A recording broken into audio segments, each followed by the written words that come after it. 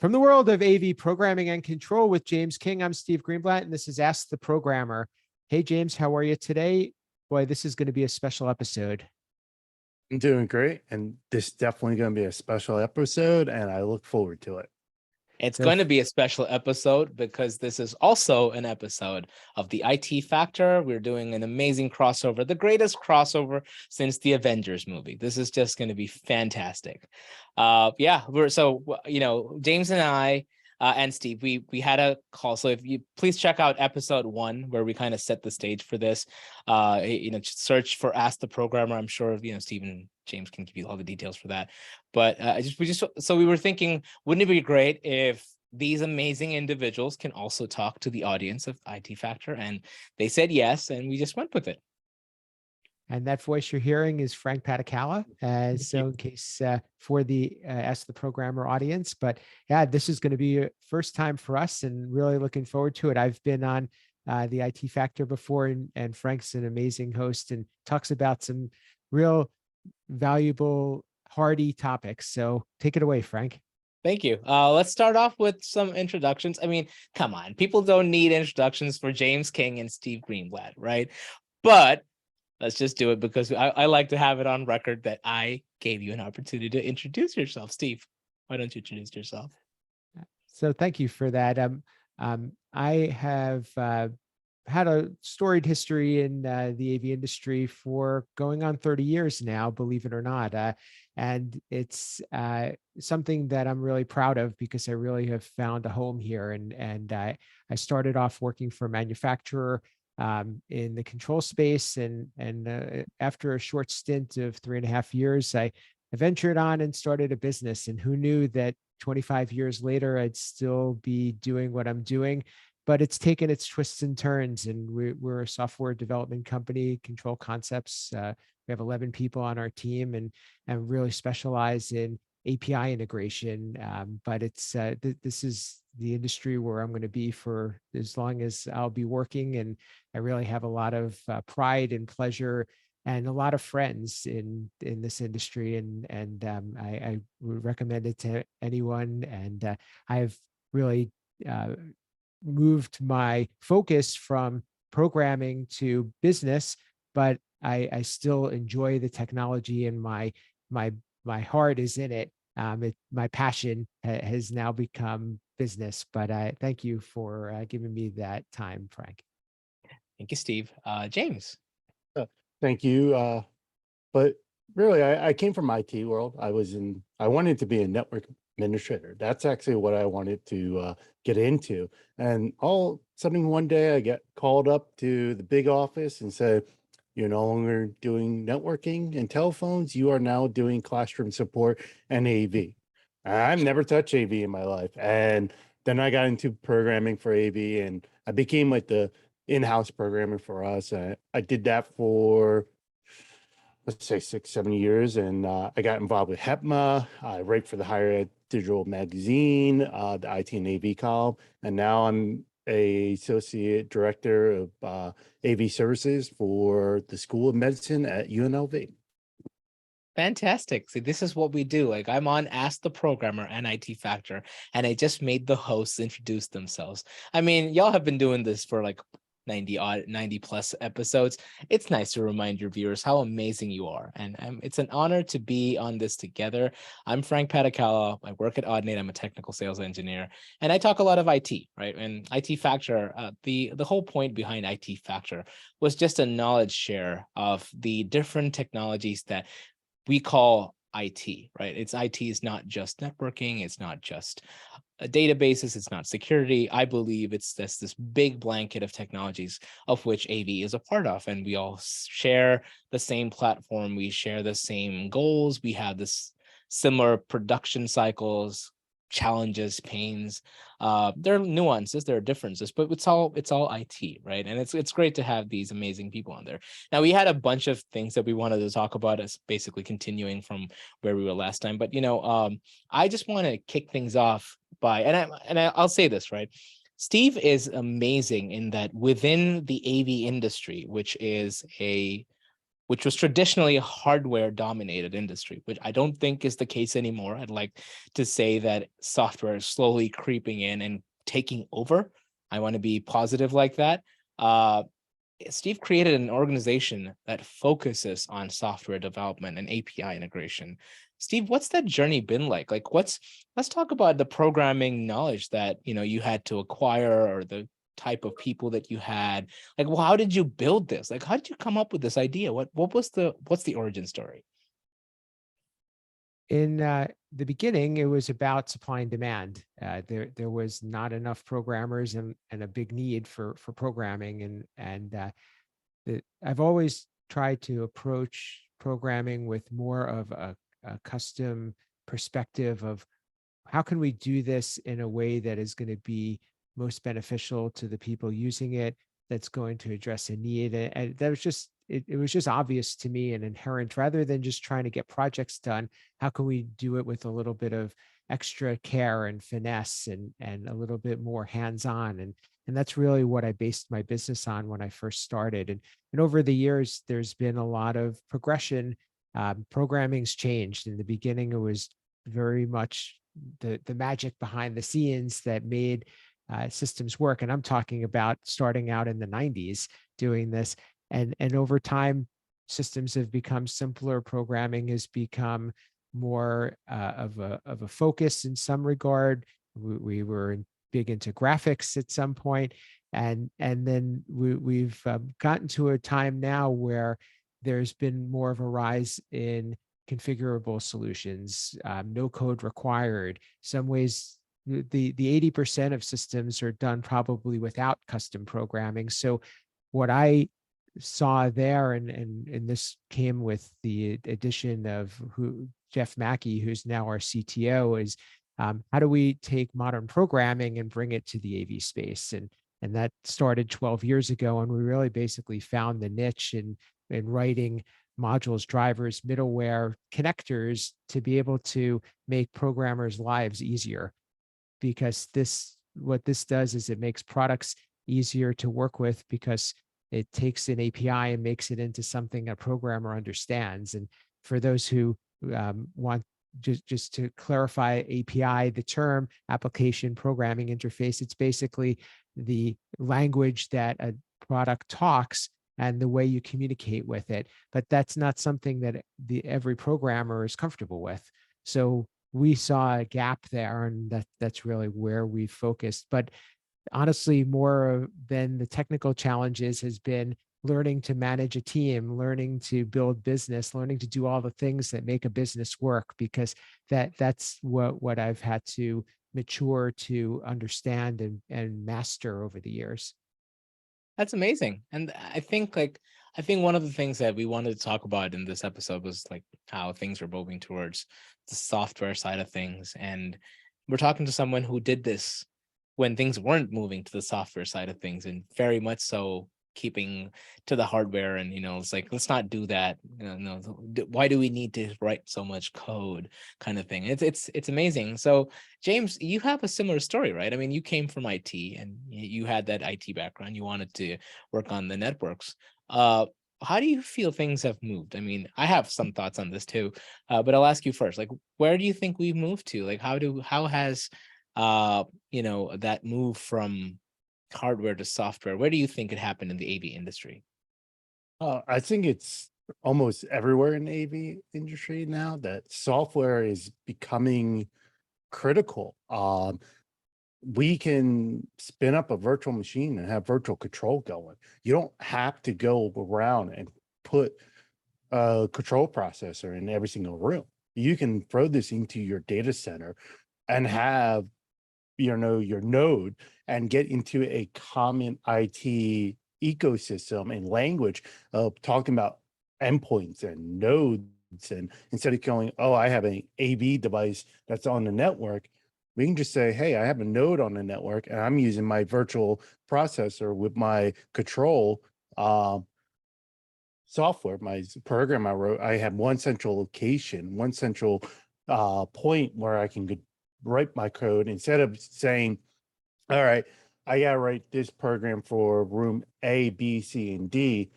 Now I have to write the code for one room, put it on my central processor in my data center, and I can control all those rooms. So now those rooms they're not islands anymore. They're part of the full ecosystem, and I can manipulate them how I see fit that fits the needs of the university and the students. Yeah, yeah, that's amazing. And my thoughts on that are very similar too. There's always been software in the AV industry. It's just that we, like Steve mentioned before, it's always been that behind the scenes piece where, people just know it's there, it's doing something, well, basically does a lot, it makes everything work the way it should. But I think what has happened is that people are now leveraging the massive power of what is programming. Because again, programming, when you look at it, it's not a single tool, right? It's very similar to, like, how does one become an AV engineer, right? AV designer?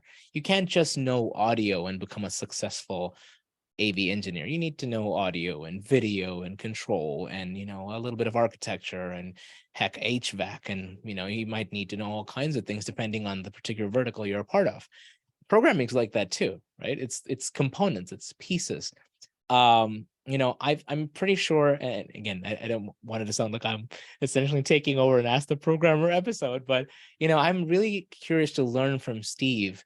Steve, you've done the coding in the 90s, right? When AV had a certain type of programming.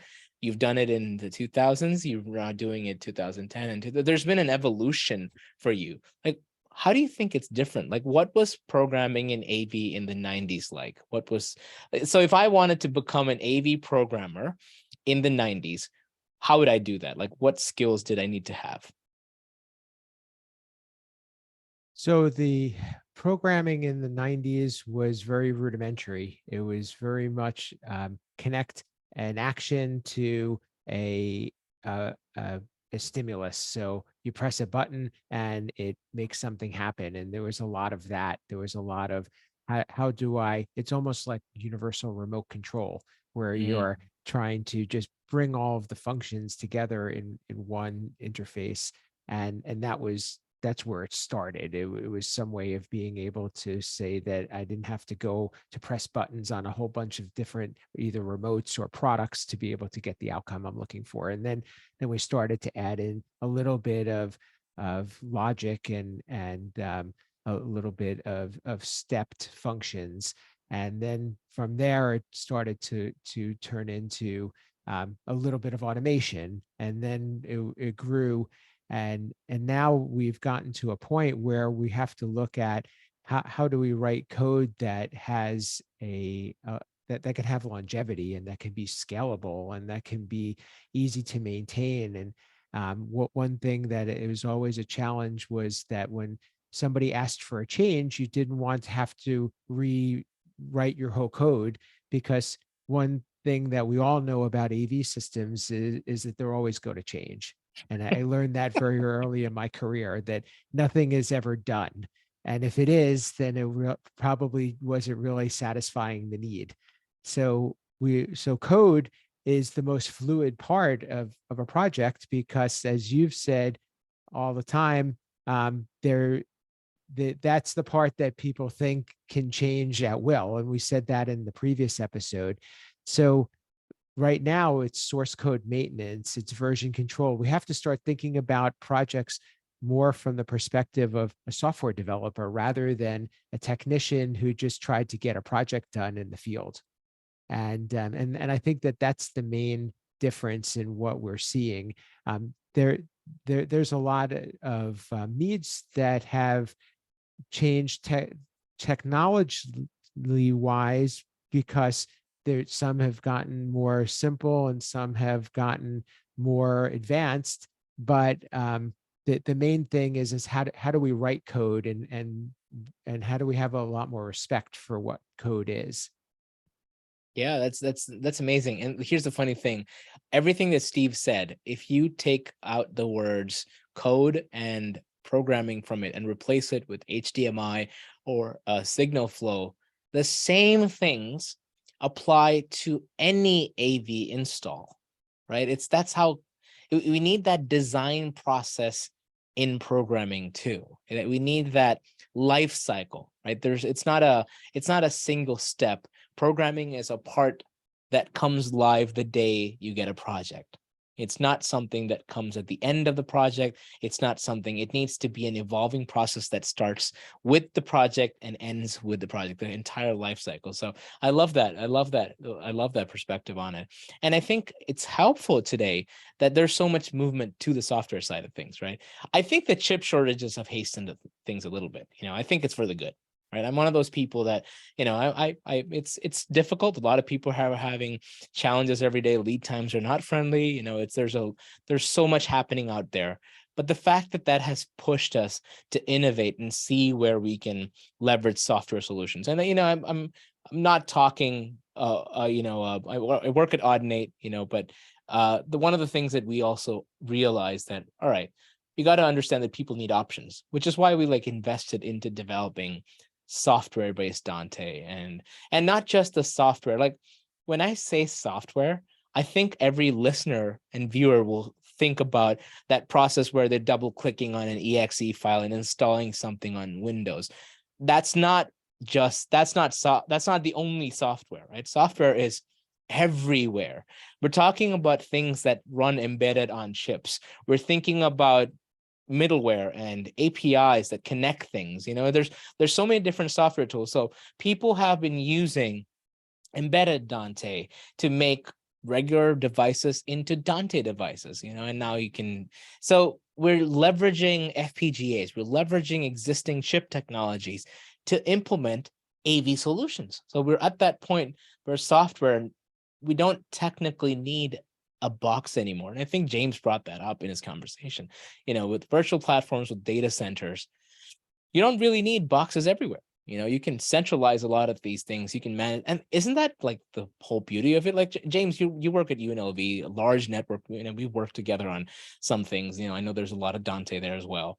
Isn't that great? Like the fact that you can centrally monitor things. Like how does that help? Like how does good programming help make your life easy in your day job?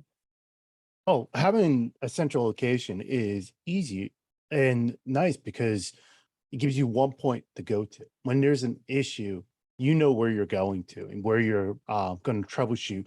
And especially when you put it in a data center, you can throw a lot of backups to it. And Yes. IT is all about backups. And you can throw your data center, you can have a backup generator on there. So now you lose power, you don't lose control, you don't Control. You lose still have, areas, yes. Yep. I all love that that. stuff. But now, because this is a crossover, I have a question for you.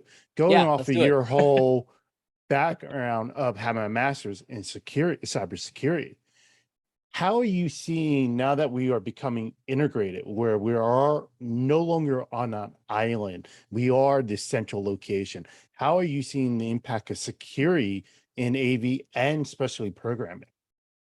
Ooh, uh, good question. I feel like AV, we're like those kids that have to be dragged by their feet to get somewhere. It's just, I know you don't want to go there, but you're going there. It's just, get into the car. This is your journey. And I don't think any person in AV adopted security willingly, other than the few of us who are actually people who are advocating for it. Outside of that, it didn't happen by choice. But you know what? Doesn't matter how we got there as long as we're getting there. We'll just forget the part that this was a painful journey of lots of tears and sorrow and pain and blood and sweat and all that, right? We'll just forget that part. But here's the thing. Our technologies are now mainstream, so to speak. We're not on an island. We are using the enterprise network. We're using public internet. We're using software technologies that other people know. So if we've developed a Linux-based app or a Linux-based tool, it's Linux-based. There's people outside AV who can understand that as well. It's not all of a sudden, hey, you don't get it because you're not an AV. They'll be like, yeah, I don't get what it does. I don't understand the audio settings, but I understand what it's doing. It's a Linux thing. I know that. I've been doing Linux for a decade. So now, because our industry has gone into those areas where there's so much exposure, security has become a concern. right? And I think, for that matter, manufacturers are doing a great job of trying to push their devices more and more towards security and implementing security processes into their boxes, implementing secure connections, having them pen tested. There's a lot of movement there. I think the next phase of it is having practitioners, right? We don't have a lot of security practitioners in the AV industry. There are generally some things we do, but not because, we want to do it. It's because, the last project you had was a government agency and they said that you're not going to get this project unless you do this. It's basically forced to do the security part of it. But you know what?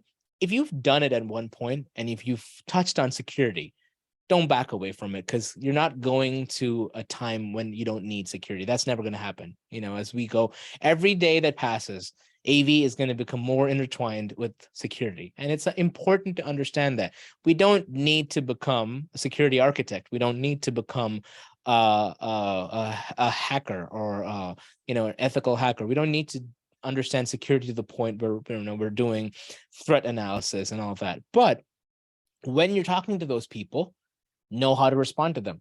Very similar to how we did it when we first talked to networking people, which we still don't do very well, in my opinion, but it's getting there. Or architects, which I think we do a great job of coordinating with. It's just another part of the organizational structure that you now have to coordinate with. So have the language ready, have the documentation ready, use your manufacturers as resources, find those people that can give you the, your main tips, and build a process. You're not that's good or bad. That's the challenge with technology, right? You got to keep reinventing yourself. You got to learn new things all the time. So yesterday it was networking, today it's security. It's just another part of IT that you got to do with it. But great question, James. Thanks for that. Thank you. Those are Yeah, some of the types of topics that we talk about here on Ask the Programmer. So thank you for sharing that with our audience, Frank. And I know that your show is very much centered around the IT side of AV. Can you share a little bit about the show with our audience? Yeah, absolutely. So it's like, again, I believe that IT is this big technology blanket. So I try to touch on all kinds of topics. So we've had an episode about AI. We talk about entrepreneurship. Steve, you were kind enough to be on that episode. We talk about networking. We've had a crossover episode with other network engineering podcasts. So we try to keep it different, and we try to touch on the different topics. And I'm glad we're talking programming today. And it's actually not one of those things that have been a direct part of the conversation. So people who are listening, I do hope you go and check out Ask the Programmer, because there's a lot of resources there. But that's kind of what we do. We try to educate. And I think the goal here is to kind of break down the barriers in your mind of, hey, this is a completely different thing. I can never become an AV professional. We have HR people in AV. Are they not a part of AV?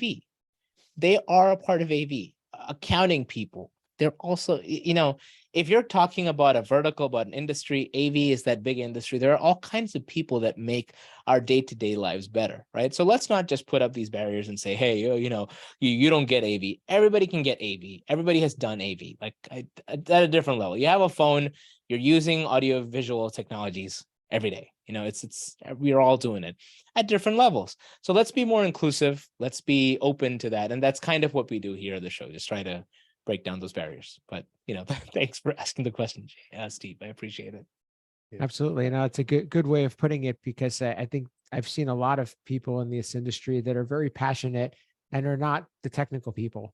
Like you said, you have the people who could be in the accounting side, they could be in the finance and the business and in operations. They don't necessarily have to have any knowledge of the nuts and bolts of what we do, but they still have an investment and a passion for what we do. And honestly, that could make this a little bit more special, because an outsider's view, if it's received well, can always bring a new perspective. So I appreciate that. And I always say, I don't know another industry like ours that offers that type of camaraderie, and that people are so drawn to, and that you can make a difference just as an individual. So it's pretty neat.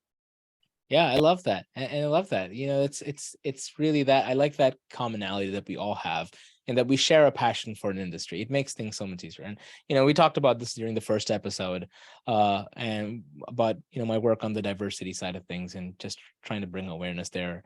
And it's you know, I'm happy that the challenges that we're facing, there are several challenges, of course, but at the end of the day, there's still a lot of good and there's a lot of common ground that we have. Our shared passion of this industry helps bring things together, you know. And I think we are ready for that next phase because technologies are moving towards the software side of things. We're using the networks more. We're using virtualization more data centers, more cloud-based platforms. People are leveraging it. It's not a fad, you know. This is not like that 3D TV that nobody liked. You know, these are foundational technologies that can alter the way you do business. Right? Like as an example, we do a lot of cloud-based technologies on the broadcast side, an industry that's as traditional and as, you know, as rule bound, as standards based as it gets. And even they realize that, hey, there's something to be said about cloud technologies because the internet is not what it was in the 90s. It was in the 2000s. The internet's changed. Cloud platforms have changed. You know, just the fact that, you know, it's funny. I mean, I was so I play a lot of games on the Oculus, and you know, I like the VR. I really like it. And there was an update to a game that I play, and I hadn't played that game in about 6 months, right? Because, you know, I cycled through other games, and I went back to it. The updates were phenomenal, you know, and I thought, wow, your developers have put so much time that in the last 6 months, the graphics, it's the same device that I'm using. I didn't change my device, but the game looks completely different, right? And I'm just saying this for context. That's what programming does for you, right? You don't have to go about changing your boxes anymore if you can advance the things behind the scenes, leverage the technology and the capabilities that are already there. And if anything, we have a problem with waste in this industry. Like we buy too many boxes, you know. That software defined world gives you the opportunity to leverage the power of your hardware and keep improving on it using software. That's how it was always meant to be. I'm glad we're slowly shifting in that direction. It was forced again. It was forced because people didn't find the boxes they needed. And they thought, all right, how am I going to work around this? And they realized that, hey, let me do the software. But I can assure you there's at least a few engineers out there, a few salespeople out there who are saying to themselves, hey, this is not too bad. I could keep doing this. You know, I can keep designing around software. Well, and if you're not thinking like that, you should, because it's a valid part of our industry. And Steve, like, I'm curious, right? Your company has been through all these phases. Like, what is business today for you? Has it changed much? I mean, do you like, is there like are you so busy that you barely don't have time to take these calls anymore? You should Well, be. I think you should. so busy, yes, but I would say my bank account might say otherwise, but that's besides the point.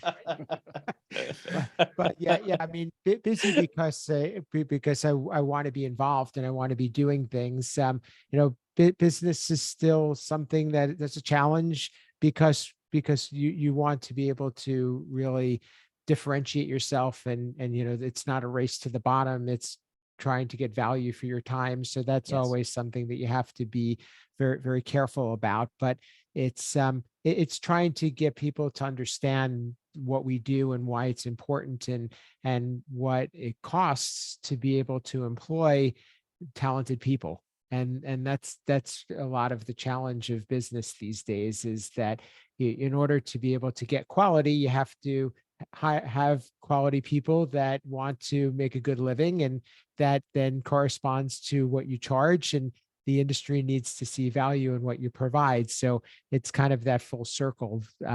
That's really probably the thing that I try to wave the flag the most about. And you know, James and I have talked a lot about, you know, the pay grade in our industry versus under other industries, and I think that has a lot to do with it.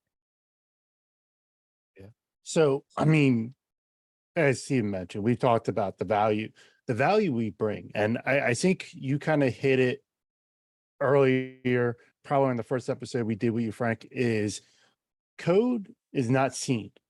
Users don't understand, they don't see our code. So we're just a line item, and they're like, why are we paying for this? I kind of, I was thinking of, you ever seen Seinfeld? And it's like the skit he does about the check. Like, you order all this food, you have a good old time, and then you're done eating and the check comes and you're like, wait, is this right? Why am I paying? I'm not hungry now. Same thing with programming. It's like the hardware's installed, all the fun stuff is done. And so then you're looking, you're like, wait, my project's done. Why am I paying for this I feel program? some trauma there, like I can feel your pain. I feel this. Yeah. I mean, luckily my role is always paid for, programming or not, because I work for higher ed. I do more than just programming. That's true. But I could see that, especially like Steve's company, who's a third-party programming company that does the APIs that are so critical for someone like me who working in higher ed. I'm not running the APIs all the time. I'm using the APIs that a company like Steve's is doing. But I also want to hit up on another question, and I'm actually going further out to both Frank and Steve. And you hit it on there, Frank, about the update to your software on the Oscillate, and you're like, wow, this is great. But that goes against what old AV guards are. Is we don't update. If it works, you don't touch it.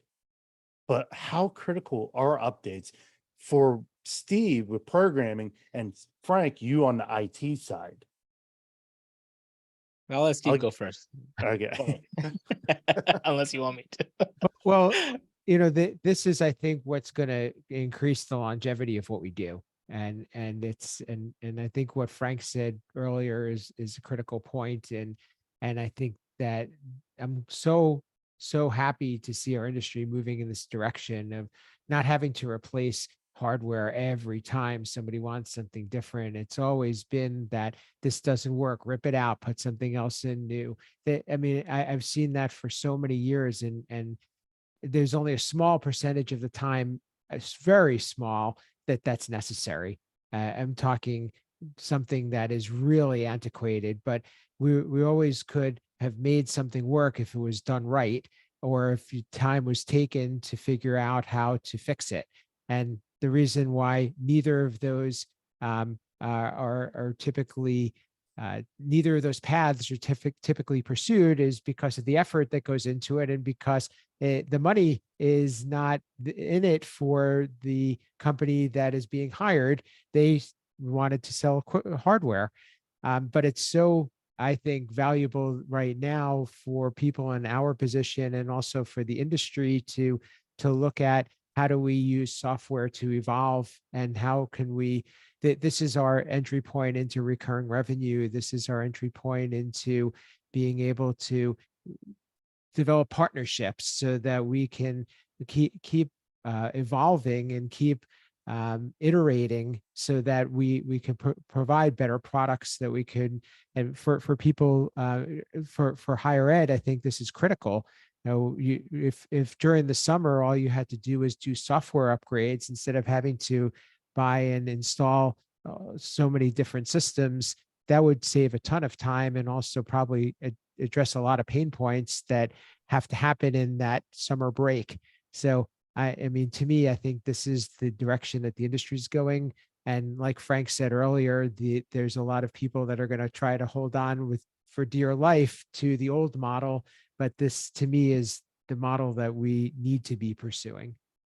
Yeah, absolutely. I mean, the whole concept of don't touch it if it's not broken and all of that, it's a very antiquated way of looking at things. I think what's happened is, like, we've grown so accustomed to hardware practices and the cabling of it. There's always an extra layer of scrutiny associated with anything on the software side, right? We almost think that there's no downtime when you do hardware. It's like, yeah, I've never had that problem. Sure, you did. It's just that you knew how to fix it. You knew what to do to fix it.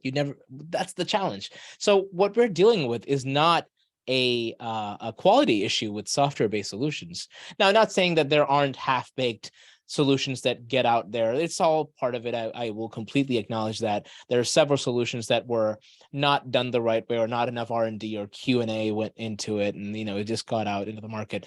But for the general products that are out there on the software side, there's a lot of capabilities associated with it. It's just that we, the practitioners or the users, don't have enough of a knowledge base to comfortably troubleshoot that. Our tier 1 support is a little lacking and struggling there. Whereas on the hardware side, we know what to do. Like, it's, yeah, I'll pull out this cable, I'll put it back in, it should work. That will happen though. That learning curve will happen at some point the more we leverage this. And hence the importance of maintaining software-based solutions, right?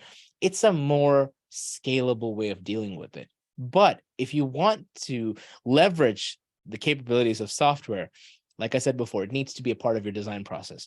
A lot of times I've had programmers who write code for a certain project, and they keep adding pieces to it, right? I'm sure any programmer listening to this has just had like a little, a gut punch as I said this, because this is probably what you're dealing with right now, right? In which you're rewriting code because somebody added something, and the engineer or the other people on the project, the stakeholders, think it's just a couple lines of code. I remember several years ago, I was talking to a programmer after a project, and they said, this is the worst code that I've written. And I told him why. And this person said, I've been writing and rewriting code so many times, I don't even know where things are buried in this code. Does it all work? Yes, it works. But 6 months from now, if you call me to update this, I'm going to struggle with this, right? And it was a valid concern. So I was the engineer. Fortunately, I had some say in the project with the consultant, and it wasn't a rush project, so there was time. So I said, look, you do acknowledge that you've been adding things, right? You've added this, and I gave them a list. And our programmer is struggling with the additions. Today, he's developed code that works, but 6 months from now, you're going to run into trouble. So I recommend that you give the program an opportunity to rewrite, clean up the entire code. Give them an extra week. It's going to be a change order. We're going to charge you for this, but you will have a better written code that is more scalable. And you know what?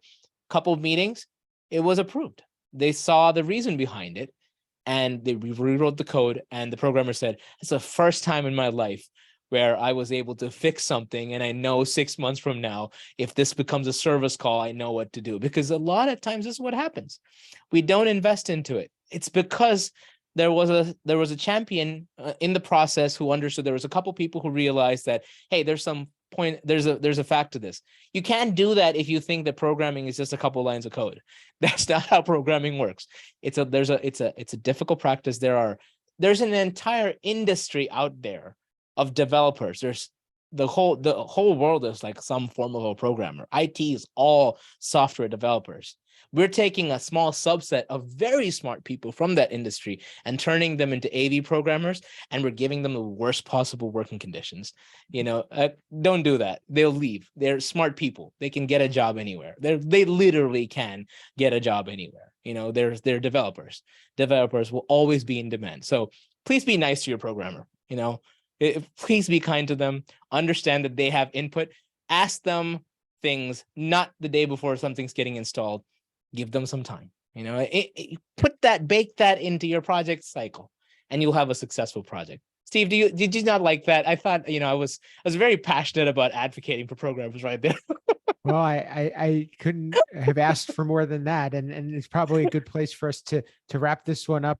All good things come to an end, but that's exactly why we do this podcast, and that's exactly the type of mindset. So how do we get more people like you on our side and enlist those types of perspectives? Because I've been trying for my whole career to be able to create awareness.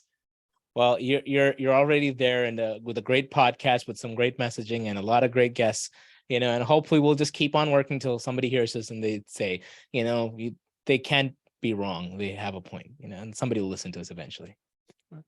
Wonderful. Well, I'm gonna let James give his last words and wrap up, and then I'll let you, Frank, wrap up the episode for the IT Factor as we wrap up Ask the Programmer. So many podcasts. Yeah. All the podcasts. All the podcasts. There you go. James, any last thoughts, and how can people get in touch with you and learn what you're up to? The last thoughts, I think this is great. And the only thing I want to add, I'm glad I hear someone like Frank in his position, engineer, advocating for programmers. The only thing I want to add to that is this: us programmers need to be brought in early on this thing, especially in higher education, because Frank's project there had the ability to add that time frame. But as we Yeah, say in higher education, classes start when classes start. I can't add time. You need to be done. correct. So bringing the programmer in early and hammering out all those details, those bugs, and making sure that 6, 12, 18 months down the road that you can make those changes without adding support is vital. Um, so that's my closing thoughts. And this is a great one. And you can find me on Twitter, AV_James King. I'm on LinkedIn. I don't do it much, but am there. I write for the digital magazine, Higher Ed AV magazine, the IT and AV column that comes out monthly, board member for HEPMA. And again, you Google me, you'll find me. Thank you. That's wonderful. Frank, thank you so much for allowing us to be on the IT Factor. Um, why don't you share with our audience how to learn more about the IT Factor and also wrap up your episode before as we wrap up ours. Sure. So if you want to reach me, I'm on the socials at Frank Padikkala on Twitter and Instagram. You can also reach me on LinkedIn. So the IT Factor is all about IT conversations. I appreciate the both of you coming together. You know, we came and did this amazing crossover episode. I think is amazing. Thank you for all the knowledge that you've shared with the audience here. And, you know, we hope to do more of these as we try to spread the word of, IT. It's important that people understand that we're part of something bigger than we were. And as we grow and adopt, we need to evolve as well. So hopefully the lessons that we're talking about here it inspires you to say that, hey, there's a new path here. Programming is approachable, it's doable, there's outlets, there's ways of learning programming. There's plenty of resources out there. Reach out to any of us and we'll be more than happy to help out. So thank you again for the opportunity. Thank you, Frank. And to find the IT Factor, go to avnation.tv. You can find that as well as the podcast that I'm involved in with Rich Vergoza called The State of Control. He was a past guest on Ask the Programmer as well.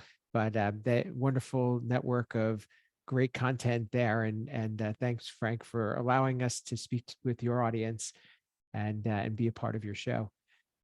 For me, you could reach me at Steve Greenblatt on social media. You can reach my company, Control Concepts, at controlconcepts.net. I also do a little bit of writing for various publications in the industry, but I would really enjoy if both audiences got to know each other and we supported each other. And please check out both of these podcasts in your favorite podcast player. Ask the Programmer is on YouTube as well. And we would really like to hear from you. Ask the Programmer's approaching episode 100. So that's going to be a big milestone for us, almost 2 years of doing this weekly. So that's been really great. And we're looking to build more community and knowledge and awareness around programming. And with that, this has been Ask the Programmer.